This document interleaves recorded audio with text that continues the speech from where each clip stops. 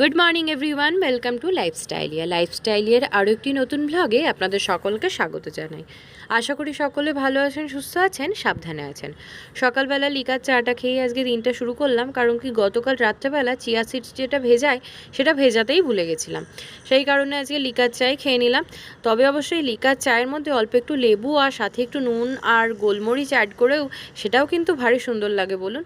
আমার মাইমা অবশ্যই লিকার চাটা দারুণ বানায়। যাই হোক, চলুন ঝাঁট টাট দিয়ে এখন চলে এসেছি কিচেনে, রান্না বসিয়ে দেবো আজকে একটু সকাল সকাল। এদিকে সমস্ত জোগাড়জান্তি মোটামুটি করে নিয়েছি, বানাবো আলু পটলের তরকারি। এদিকে ডালটাও সেদ্ধ করে নিয়েছি।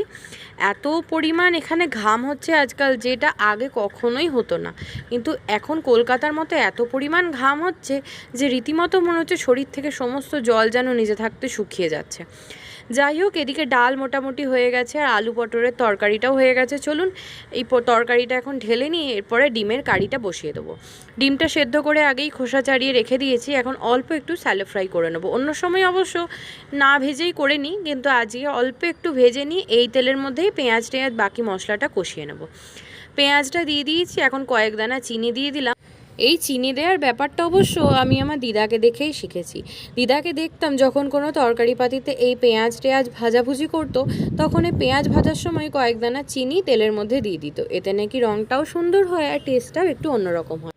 পেঁয়াজের মধ্যে যা যা রেগুলার মশলা দেওয়ার সেগুলো সমস্ত কিছু দিয়ে দিয়েছি। চলুন ও এখন নিজের মতো কষতে থাকুক, ততক্ষণ ওকে এখন টিফিনটা দিয়ে দিই। আজকে ওকে স্মুদি বানিয়ে দিচ্ছি। এখানে অল্প একটু পালং শাক, অ্যালমন্ডস, দুধ, প্রোটিন পাউডার আর দিয়েছি কলা। অনেকে অবশ্যই এর মধ্যে মিষ্টির জন্য আলাদা করে মধু অ্যাড করে, কিন্তু আমি আর এখানে আলাদা করে মিষ্টির জন্য কিছু দিইনি। এদিকে রান্না মোটামুটি আমার শেষের মুখে, এখন শুধু ভাতটাই হওয়া বাকি। এরপর ভাতটা উপর দিয়ে ডালটা ফোড়ন দিয়ে নেব। এদিকে গ্যাস পরিষ্কার হয়ে গেছে, আর সাথে এদিকে বাকি যা যা বাসনপত্র ছিল সেগুলোও মোটামুটি প্রায় ধুয়ে নেওয়া হয়ে গেছে। আজকে এতখানি বেলা হয়ে গেল, এখনও জানেন আজকে এখন আমার টিফিন খাওয়াই হয়নি। ভাবলাম সকালবেলা যেহেতু আজকে রান্না করতে চলে এসেছি, তাই একেবারে এদিকের কাজটা শেষ করে তারপরে বাইরে গিয়ে শান্তিমতো ধীরে সুস্থে টিফিনটা খাওয়া যাবে। এদিকের সমস্ত কাজ মোটামুটি আমার শেষ হয়ে গেছে। অনেকখানি দেরি হয়ে গেছে, তো তাই আজকে আর রুটি বা অন্য কিছু টিফিনে খাবো না। অল্প একটু দুধ গরম করে নিয়েছি আর এর মধ্যে একটু মুসলি দিয়ে দিচ্ছি। এরপর একটু আম কুচি অ্যাড করে দিচ্ছি। অন্যদিন অবশ্য আপেল দিয়ে খাই। চলুন এখন টিফিনটা খেয়ে নিই। সকালবেলা থেকে আর তেমন ভিডিও করাই হয়নি, একেবারে চলে এসেছি এখন সন্ধ্যাবেলা কিচেনে। খাবার জলগুলো সমস্ত কিছু ভরে নিচ্ছি। যদিও বাইরে অনেকখানি এখনও আলো, দেখে মনেই হচ্ছে না যে সন্ধে হয়ে গেছে।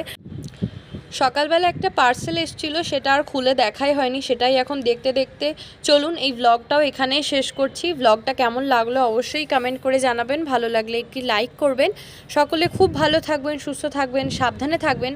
দেখা হচ্ছে খুব শিগগিরই পরবর্তী নতুন কোনো ব্লগ নিয়ে। ততক্ষণের জন্য টাটা, গুড নাইট।